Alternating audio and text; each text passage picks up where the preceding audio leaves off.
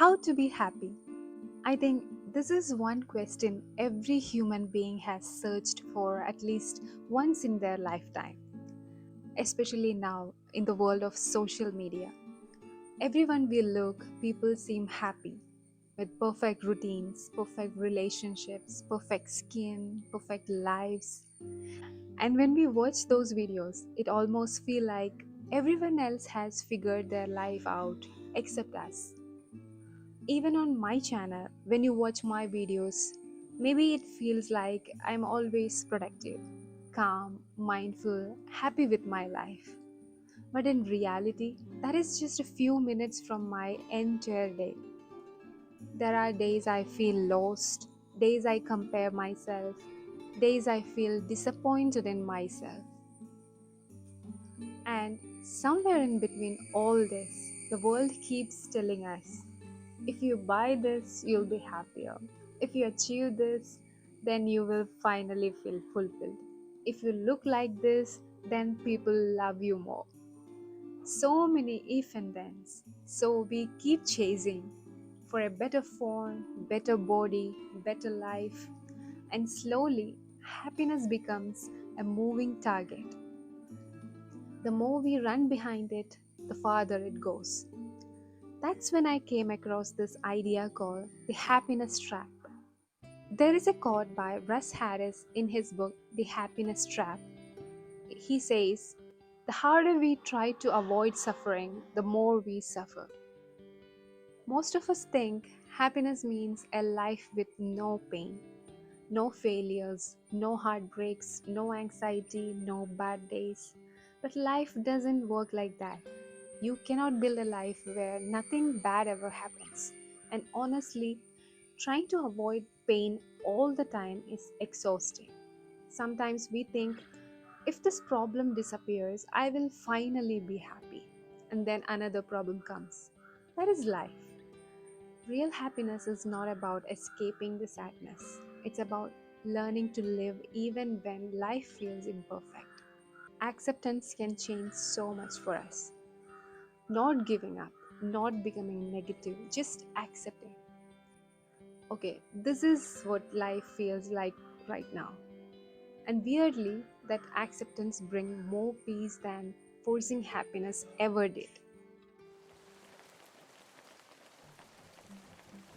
Life comes in seasons. Some days feel light and beautiful. Some days feels heavy for no reason. And both are normal. We always talk like happiness should be permanent. But imagine expecting daytime forever.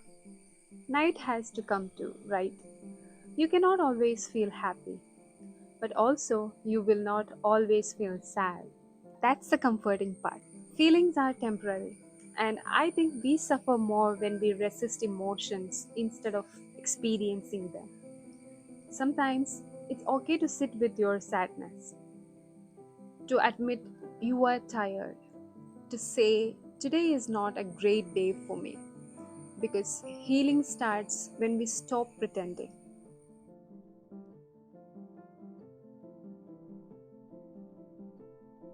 I remember when I was a child, I often heard this from my friends and classmates that if you become too happy or laugh too much, they say some sadness will come soon or you may cry soon.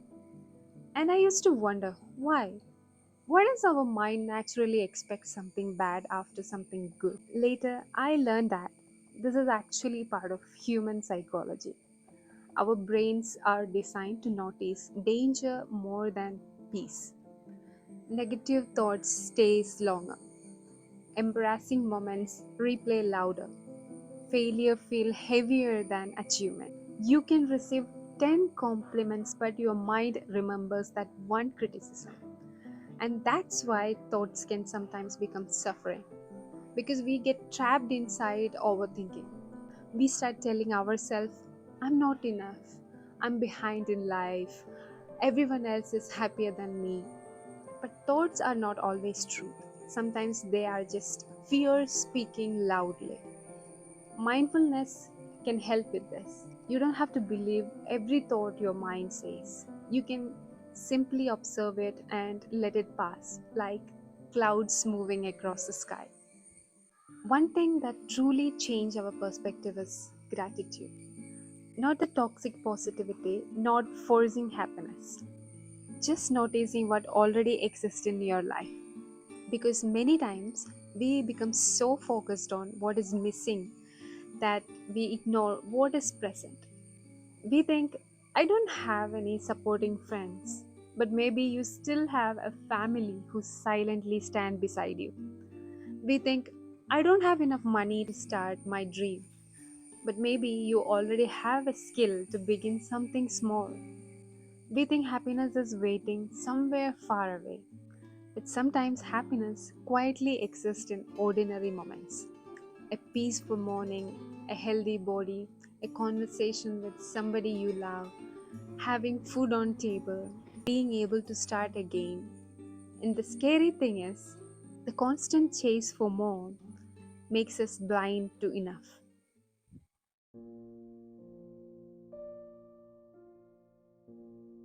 The fifth thing we should always keep in mind is that not every bad thing happening in your life is your fault, and not every good thing is a fate choosing favorites. Life is unpredictable for everyone. Sometimes things won't go the way you planned. People leave, plans fail, you make mistakes. But staying stuck in why does this happen only to me keeps us trapped. At some point, we have to move forward. Not because it's easy, but because it keeps life moving. Failure becomes lighter when you stop making it your identity.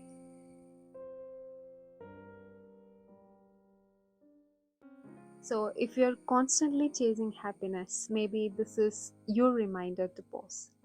Take a break from the endless pursuit of becoming happier someday and be present with the life that is already happening right now. Because maybe happiness was never something to chase, maybe it was something to notice. If this video connected with you, let me know your thoughts in the comments. And if you're also trying to live more intentionally and mindfully, you are not alone in this journey. Also, don't forget to like and share this video with someone who needs to hear this. So, thank you for watching. I'll see you in the next video. Until then, take care.